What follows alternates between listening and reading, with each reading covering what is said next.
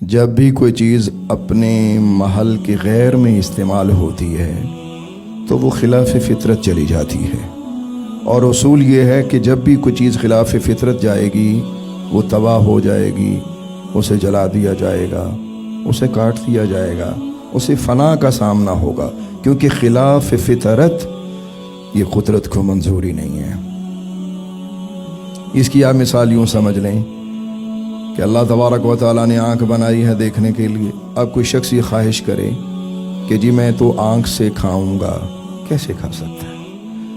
اچھا، اسی طرح کان سننے کے لیے اب کسی شخص کی خواہش ہو کہ میں کان سے بولوں گا، تو ایسا کیسے کر سکتا ہے؟ اصل میں جو اس میں ایک اور نقطہ ہے وہ یہ ہے کہ خلاف فطرت پر اصرار قدرت کا استہزاء ہوتا ہے، اور یہ اللہ کو سخت ناپسند ہے۔ یاد رکھیے، جب کوئی قدرت کے ساتھ کھیلتا ہے تو پھر قدرت اسے مٹا کے رکھتی ہے۔ اب آپ غور کیجئے گا جس نقطے پہ میں آپ کو لانا چاہتا ہوں۔ یاد رکھیے کہ دل کی فطرت کیا ہے۔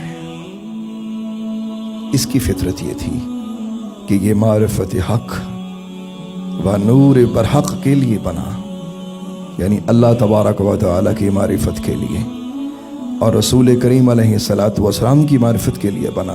اس کے علاوہ اسے استعمال کریں گے نقصان اٹھائیں گے، جتنا غلط استعمال کریں گے اتنا برا نقصان ہوگا۔ زبان کس لیے ملی تھی؟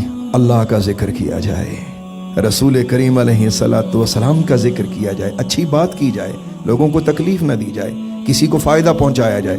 اب اسی کو غلط استعمال کرنا شروع کر دیا تو نتیجہ آٹومیٹک فنا کی طرف جانا تھا۔ تو چیز اپنے غیر محل کے لیے جب استعمال ہونا شروع ہوتی ہے تو یہ خلاف فطرت چلی جاتی ہے، اور خلاف فطرت چیز کبھی قائم نہیں رہتی۔ یہ کائناتی اصول ہے، یاد رکھیے گا۔ اللہ تعالیٰ فرماتا ہے ان الدین عند اللہ الاسلام، کہ اللہ کے نزدیک دین تو صرف اسلام ہے۔ اب آج دین صرف اسلام ہے، جو بھی اسلام سے ہٹے گا اسے مشکلوں کا سامنا ہوگا، وہ جلے گا، کٹے گا، مرے گا، پھنسے گا، یہاں نہیں تو آگے قبر میں، حشر میں ذلیل و رسوا ہوگا۔ میرے بھائیو، قانون کہاں گیا؟ خلاف فطرت تھا نا۔ فرعون کہاں گیا؟ خلاف فطرت تھا نا۔ نمرود کہاں گیا؟ خلاف فطرت تھا نا۔ تو خلاف فطرت جو بھی جائے گا وہ تباہ ہوگا۔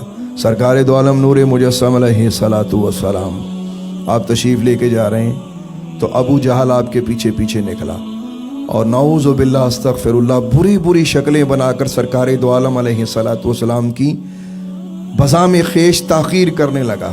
یعنی اس کے دل میں یہ تھا کہ میں ایسے کروں گا تو آپ کی توہین ہوگی۔ اب اسے کون سمجھائے کہ جس کی عظمتیں خود اللہ بلند کر رہا ہے، اس کو کون گھٹا سکتا ہے؟ کوئی نہیں۔ تو وہ نقلیں اتارتا ہوا پیچھے یوں چلتا آ رہا تھا۔ اللہ کی یہ شان دیکھیے کہ سرکار دو عالم علیہ الصلاۃ والسلام نے پیچھے مڑ کے دیکھا تو وہ برے برے منہ بنا کے، منہ ٹیڑھا کر کے وہ آقا کریم کی نقلیں اتار رہا تھا۔ یعنی کہ جو نقل تھی نہیں، جیسے کسی کو چڑھانے کے لیے، نعوذ باللہ، کہ میں اس سے نبی پاک کو دکھ دوں گا۔ آقا کریم علیہ الصلاۃ والسلام کی جو ہی اس پر نظر پڑی تو رحمت عالم کے منہ مقدس سے نکلا کن کذالک، کہ تو اسی طرح ہو جا۔ روایات میں لکھا ہے کہ اس کا منہ تا موت ٹیڑھا رہا، اور وہ ٹیڑھے ہی منہ سے مر گیا۔ اللہ نے پھر اسے شفا نہ دی۔ سرکار دو عالم نور مجسم علیہ الصلاۃ والسلام تشریف لے کے جا رہے ہیں، اور کفار کا ایک طبقہ آپ پہ پھپتیاں کسنے لگا، استغفر اللہ، نعوذ باللہ، اور ان میں سے ایک بدبخت شخص نے اپنی یوں انگلی اٹھا کے کہا اللہ اکبر۔ یہ میں کبھی نہ ایسے کرتا اگر آپ کو مثال نہ دینی ہوتی بھائیو۔ انگلی اٹھا کے کہنے لگا کہ یہ ہے وہ جو نبوت کا دعویٰ کرتا ہے، اللہ اکبر۔ اب یہ بھی خلاف فطرت تھا، کیونکہ چاہیے یہ تھا کہ یہ ہاتھ ان کی خدمت میں قربان کرتے کہ یا رسول اللہ، اللہ سے ملنے کی مخلوق میں تو طاقت ہی نہیں ہے، ہم تو آپ کے شکر گزار ہیں کہ آپ نے ہمیں اللہ سے ملایا ہے۔